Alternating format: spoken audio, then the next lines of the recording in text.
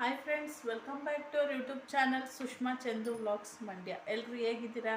ಎಲ್ಲರೂ ಚೆನ್ನಾಗಿದ್ದೀರಾ ಅಂತ ಈ ಒಂದು ವ್ಲಾಗ್ನ ಶುರು ಮಾಡೋಣ. ಸೊ ಸಂಜೆ ಈವ್ನಿಂಗ್ ವ್ಲಾಗು. ಟೈಮು 7 ಗಂಟೆ, 7 ಕಾಲು ಆಗ್ತಾ ಬರ್ತೀವಿ. ಸೊ ಹಾಯ್ ಫ್ರೆಂಡ್ಸ್, ಇವತ್ತು ಸಂಜೆ ವ್ಲಾಗ್ನ ಶುರು ಮಾಡ್ತಾ ಇದ್ದೀನಿ. ಅಂದರೆ ಬೆಳಗ್ಗೆಯಿಂದ ಮಂಗಳವಾರ ವಾರ ಆಗಿರೋದ್ರಿಂದ ನಮಗೆ ನಮ್ಮ ಮನೆ ದೇವ್ರ ವಾರ ಆಗಿದ್ದರಿಂದ ಸೊ ಬೆಳಗ್ಗೆಯಿಂದ ಪೂಜೆ ಅದು ಇದು ಅನ್ನೋದು ಕೆಲಸ. ಅಂದರೆ ಚಿಕ್ಕ ಮಗ ಇರ್ತಾನೆ, ಒಬ್ಬನ ಸ್ಕೂಲಿಗೆ ಕಳಿಸಿ ಅವನನ್ನು ಹಿಡ್ಕೊಂಡು ಮನೇಲಿ ಕೆಲಸ ಮಾಡ್ಕೊಂಡು ಪೂಜೆ ಮಧ್ಯಾಹ್ನ ಸ್ವಲ್ಪ ಫ್ರೀ ಇರ್ತೀವಿ. ಮಧ್ಯಾಹ್ನ ಟೈಮ್ ಪೂಜೆ ಮಾಡೋಕ್ಕಾಗಲ್ಲ ಅಂತೇಳಿ ಸಂಜೆ ಪೂಜೆ ಮಾಡಿದೆ.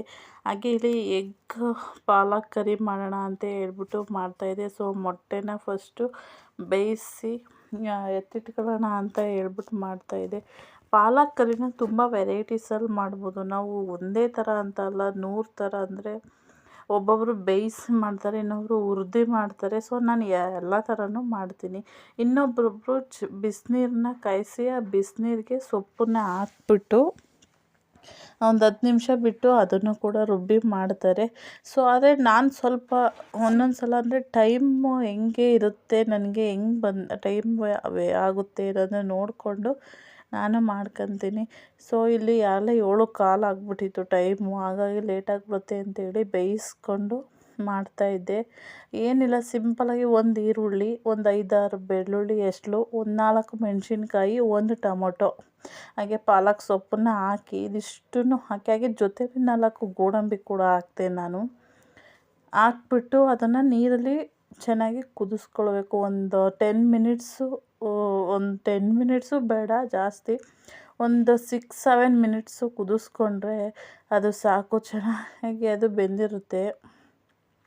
ಅದು ಬೆಂದಾದಮೇಲೆ ಅದನ್ನು ಪೇಸ್ಟ್ ಮಾಡ್ಕೊಂಡು ಇಟ್ಕೋಬೇಕು. ಸೊ ನಾನಿಲ್ಲಿ 2 ಸ್ಪೂನ್ ಕಾಯಿ ತುರಿ ಹಾಕ್ತಿದ್ದೆ, ಯಾಕೆಂದರೆ ಸ್ವಲ್ಪ ಗ್ರೇವಿ ತಿಕ್ಕಾಗಿ ಬರಲಿ ಅನ್ನೋದಕ್ಕೋಸ್ಕರ. ಅಂದರೆ ನಾನು ಚಪಾತಿಗೋಸ್ಕರ ಮಾಡ್ತಿರೋದ್ರಿಂದ ಸ್ವಲ್ಪ ತಿಕ್ಕಾಗಿ ಬರಲಿ ಅಂತ ಹೇಳಿ ನಾನು ಮಾಡ್ತಾಯಿದ್ದೆ.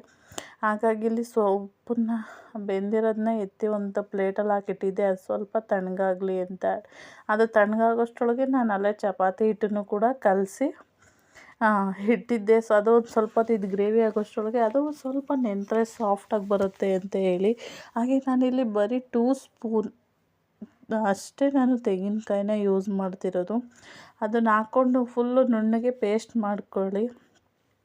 ಹಾಗೆ ನೆಕ್ಸ್ಟು ಒಂದು ಕುಕ್ಕರ್ನ ಇಟ್ಕೊಂಡು, ಸೊ ಕಡಾಯಲ್ಲಿ ಮಾಡಬೇಕು. ನಾನು ಸ್ವಲ್ಪ ಮಾಡ್ತಿರೋದ್ರಿಂದ ನನ್ನ ಹತ್ರ ದೊಡ್ಡ ಕಡಾಯಿ ಇರೋದ್ರಿಂದ ಸೊ ಅದು ಜಾಸ್ತಿ ಆಗುತ್ತೆ ಅಂತೇಳಿ ನಾನು ಚಿಕ್ಕದ್ರಲ್ಲಿ ಕುಕ್ಕರಲ್ಲಿ ಮಾಡ್ಕೊತಾ ಇದ್ದೀನಿ.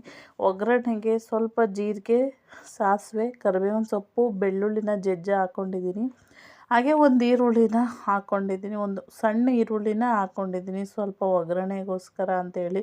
ಅದನ್ನು ಹಾಕಿ ಒಂದು ಸ್ವಲ್ಪ ಅದು ಈರುಳ್ಳಿ ಎಲ್ಲ ಸಪ್ರೇಟ್ಸ್ ಆಗೋವರೆಗೆ ಫ್ರೈ ಮಾಡ್ಕೊಂಡ್ರೆ ಸಾಕು. ಫುಲ್ ಸಾಫ್ಟಾಗಿ ಬ್ರೌನ್ ಕಲರ್ ಆಗೇನು ಅದು ಫ್ರೈ ಆಗೋದೇನು ಬೇಡ. ಅದು ಫ್ರೈ ಆಗ್ತಿದ್ದಂಗೆ ಅದಕ್ಕೆ ಸ್ವಲ್ಪ ಎಣ್ಣೆಗೆ ಚಿಲ್ಲಿ ಪೌಡರ್, ಧನಿಯಾ ಪೌಡರ್, ಗರಂ ಮಸಾಲ ಇವು 3 ಹಾಕಿ ಎಣ್ಣೆಲೇ 1 ನಿಮಿಷ ಅದನ್ನ ಬಾಡಿಸ್ಕೊಬೇಕು.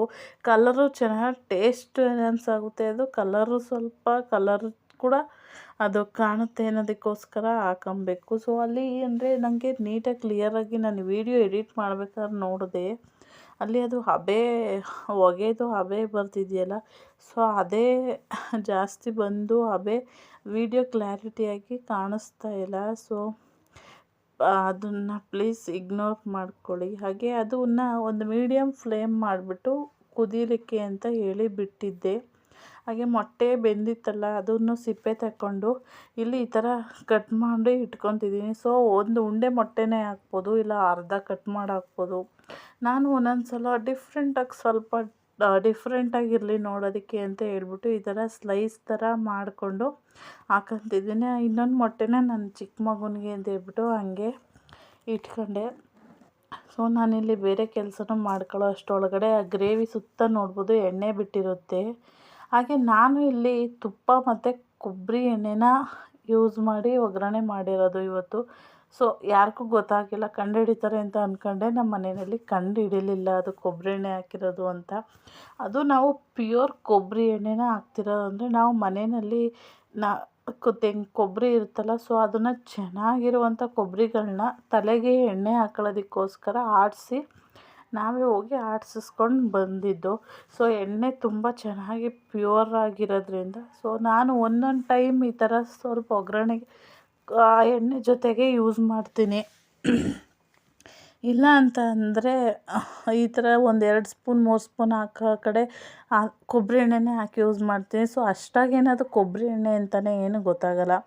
ಅದು ಗ್ರೇವಿ ಆಗ್ತಿದ್ದಂಗೆ ಸೊ ಟೈಮ್ ಆಗಿತ್ತು ಅಂತ ಹೇಳ್ಬಿಟ್ಟು ನಾನು ಚಪಾತಿನ ಒತ್ತಿ ಸುಡ್ತಾಯಿದ್ದೆ. ಸೊ ಚಪಾತಿಗೆ ನಾನು ಒಬ್ಬಳೇ ಆರಾಮಾಗಿ ಒತ್ಕೊಂಡು ನಾನು ಒಬ್ಬಳೇ ಸುಟ್ಕೊತೀನಿ. ಅದರದ್ದು ನನಗೇನು ಅನಿಸಲ್ಲ. ಹಾಗೆ ಇಷ್ಟು ತುಂಬ ತೆಳುಗೆ ಚಪಾತಿನ ಒತ್ತುತ್ತೀನಿ. ನಾನು ಮದುವೆ ಆದಾಗ ನಿಜವಾಗ್ಲೂ ನನಗೆ ಚಪಾತಿನೇ ಒತ್ತಕ್ಕೆ ಬರ್ತಿರ್ಲಿಲ್ಲ. ಒಂದು ಕಡೆ ಒತ್ತಿದ್ರೆ ದಪ್ಪ, ಇನ್ನೊಂದು ಕಡೆ ಕಿತ್ತೋಗೋದು, ಆ ಥರ ಆಗ್ಬಿಡೋದು. ಸೊ ಈಗಂತೂ ಪರ್ಫೆಕ್ಟಾಗಿ ಮಾಡ್ತೀನಿ. ಹೇಗೆ ಚಪಾತಿನೂ ಅಷ್ಟೇ ಒಬ್ಬಳೇ ನಿಂತ್ಕೊಂಡು ಒಬ್ಬಳೇ ಬೇಯಿಸಿ ಒಬ್ಬಳೇ ಅಲ್ಲಲ್ಲೇ ಬಿಸಿದು ಹಾಕ್ಕೊಡೋದು. ನಮ್ಮ ಮನೇಲಿ ದೋಸೆ ಆಗಲಿ ಚಪಾತಿ ರೊಟ್ಟಿ ಏನೇ ಮಾಡಿದ್ರೂ ಕೂಡ ಒಬ್ಬೊಬ್ರಿಗೇ ಬಿಸಿ ಅವ್ರು ಯಾವಾಗ ಬರ್ತಾರೆ ಆವಾಗಲೇ ಹಾಕ್ಕೊಡೋದು. ಹಾಕಿ ಬಾಕ್ಸ್ಗೆ ಹಾಕಿಟ್ಟು ಆ ಥರ ನಾವೇನೂ ತಿನ್ನಲ್ಲ. ಒಬ್ಬೊಬ್ಬರಿಗೆ ಬಿಸಿದೇ ಹಾಕ್ಕೊಂಡು ಊಟ ಮಾಡ್ತೀವಿ. ಹಾಗೇನಾರ ರೈಸ್ ಐಟಮ್ ಅಂದರೆ ಈ ಬಾತು ಅಥವಾ ಉಪ್ಪಿಟ್ಟು ಇನ್ಯಾವುದಾದ್ರು ರೈಸ್ ಐಟಮ್ ಈ ಥರ ಮಾಡಿದ್ರೆ ಮಾತ್ರ ಹಾಟ್ ಬಾಕ್ಸಲ್ಲಿ. ಏಕೆಂದರೆ ನನ್ನ ಮಗನಿಗೆ ಬೆಳಗ್ಗೆ 7:30 7:45 ಒಳಗಡೆ ನನ್ನ ಬ್ರೇಕ್ಫಾಸ್ಟ್ ಆಗಿರುತ್ತಲ್ವ. ಹಾಗಾಗಿ ಬಾತು ಅವೆಲ್ಲ ಮಾಡಿದಾಗ ಸಪ್ರೇಟ್ ಮಾಡೋಕ್ಕಾಗಲ್ಲ. ಹಾಗಾಗಿ ನಾನೇನು ಮಾಡ್ತೀನಿ, ಜೊತೆಯಲ್ಲೇ ಮಾಡಿಬಿಟ್ಟು ಹಾಟ್ ಬಾಕ್ಸ್ಗೆ ಹಾಕಿ ಇಟ್ಕೊತೀನಿ. ಸೊ ಹಾಟ್ ಬಾಕ್ಸಲ್ಲೂ ಕೂಡ ಅಷ್ಟೇ ಏನು 1 ಅವರ್ ಬಿಟ್ಟು ಊಟ ಮಾಡ್ಕೊತೀವಿ. ಹಾಗಾಗಿ ಬಿಸಿ ಇರುತ್ತೆ. ನಮ್ಮ ಮಾವನ ಜೊತೆನೇ ಅವ್ನು ಡೈಲಿ ನೈಟ್ ಟೈಮ್ ಅವನು ಅವ್ರ ಜೊತೆಯಲ್ಲೇ ಚಪಾತಿ ತಿನ್ನೋದು, ಈ ರೊಟ್ಟಿ ದೋಸೆ ಏನಾದ್ರು ತಿನ್ನೋದು. ಹಾಗೆ ಅವರು ಕೂಡ ಅಷ್ಟೇ ನಿಧಾನಕ್ಕೆ ಸಮಾಧಾನವಾಗಿ ಅವನು ಓಡಾಡ್ತಾ ಇರ್ತಾನೆ. ಕೆಲವೊಮ್ಮೆ ಅವನ ಜೊತೆಯಲ್ಲಿ ಅವರು ಅವನಿಗೂ ತಿನ್ನಿಸ್ತಾ ಇರ್ತಾರೆ. ಸೊ ನೈಟ್ ಟೈಮ್ ನನಗೆ ಅದೊಂದು ಕೆಲಸ ತಪ್ಪಿತು. ಹಾಗೆ ಇನ್ನೊಂದೇನೆಂದರೆ ಅವನಿಗೋಸ್ಕರ ಅಂತಲೇ ನಾವು ಊಟನ ಹಾಕ್ಕೊಂಡು ಹೋದರೆ ಅವ್ನು ತಿನ್ನಲ್ಲ. ಈಗ ನಾವೆಲ್ಲರೂ ಊಟ ಮಾಡಬೇಕಾದ್ರೇ ಒಂದೊಂದು ಸ್ವಲ್ಪ ಚಪಾತಿ ದೋಸೆ ಕೈ ಕೊಟ್ಟರೆ ಅವನೇ ತಿನ್ನೋದು, ಆ ಥರ ಮಾಡ್ತಾನೆ. ಸೊ ಹೆಂಗೋ ಅವನೇ ಊಟ ಮಾಡಿದ್ರೆ ನಮಗೆ ಸರಿ ಅಂತ ಹೇಳಿ ನಾವು ಕೂಡ ಅಷ್ಟೇ ಸುಮ್ಮನೆ ಆಗ್ತೀವಿ, ಹೆಂಗೋ ತಿನ್ಕೊಳ್ಳಿ ಅಂತ. ಹಾಗೆ ನಾನಿಲ್ಲಿ ಗಡಿಯಾರ ಬುಕ್ ಮಾಡಿದ್ದೆ. ಸೊ ತುಂಬ ಚೆನ್ನಾಗಿ ಬಂದಿದೆ. ನಾನು ಹೆಂಗಿರುತ್ತೆ ಏನು ಅಂತ ಅಂದ್ಕೊಂಡಿದ್ದೆ. ಸೊ ನಮ್ಮ ಮನೇಲಿರುವಂಥ ಗಡಿಯಾರದ ಗ್ಲಾಸ್ ಒಡೆದೋಗಿರೋದ್ರಿಂದ ಗ್ಲಾಸ್ ಒಡೆದೋಗಿರೋ ಗಡಿಯಾರ ಯೂಸ್ ಮಾಡಬಾರ್ದು ಅಂತೇಳಿ ಈ ಥರ ಆದಿಯೋಗಿ ಇರುವಂಥದ್ದು ಒಂದು ಗಡಿಯಾರನ ಮೀಶೋ ಆ್ಯಪಲ್ಲಿ ಬುಕ್ ಮಾಡಿದೆ.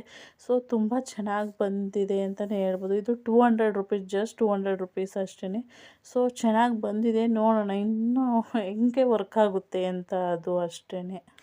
ಹಾಗೆ ಚಪಾತಿ ಎಲ್ಲ ಹಾಕ್ಕೊಟ್ಟು ಫಸ್ಟ್ ನಾನು ಊಟ ಮಾಡ್ಕೊಂಬಿಡ್ತೀನಿ ಟೈಮ್ ಕರೆಕ್ಟಾಗಿ. ಏಕೆಂದರೆ ಸುಸ್ತಾಗಕ್ಕೆ ಸ್ಟಾರ್ಟ್ ಆಗಿಬಿಡ್ತದೆ ನನಗೂ ಕೆಲಸ ಮಾಡಿ. ಹಾಗಾಗಿ ಕಿಚನ್ ನೋಡ್ಬೋದು ಒಂದು ರೌಂಡ್ ಹಂಗೆ ತೋರಿಸ್ತಿದ್ದೀನಿ. ಫುಲ್ಲು ಮೆಸ್ಸಪ್ ಅಂದರೆ ಮೆಸ್ಸಪ್ಪು. ಎತ್ತಿ ಮಾಡೋಷ್ಟಕ್ಕೆ ಒಂದು 1/2 ಅವರ್ ಬೇಕು ಅಂತ ಅನಿಸುತ್ತೆ. ಸೊ ಹಾಗಾಗಿ ಇದೊಂದು ರೀಲ್ಸ್ ಮಾಡೋಣ ಅಂಥೇಳಿ ಒಂದು ಕ್ಲಿಪ್ಪಿಂಗ್ ತೊಗೊಂಡೆ ಅಷ್ಟೇ. ಹಾಗೆ ಜಸ್ಟ್ ಆ್ಯಡ್ ಮಾಡಿದ್ದೀನಿ. ಹಾಗೆ ನಾನು ಇವತ್ತಿನ ವ್ಲಾಗ್ನು ಕೂಡ ಇಲ್ಲಿಗೆ ಮುಗಿಸ್ತಿದ್ದೀನಿ. ಹಾಗೆ ಮತ್ತೆ ಮುಂದಿನ ವ್ಲಾಗಲ್ಲಿ ಸಿಗ್ತೀನಿ. ಹಾಗೆ ಮತ್ತೆ ಮುಂದಿನ ವ್ಲಾಗ್ ನನ್ನ ಊರಿನ ವ್ಲಾಗ್ ಆಗಿರುತ್ತೆ. Thank you for watching.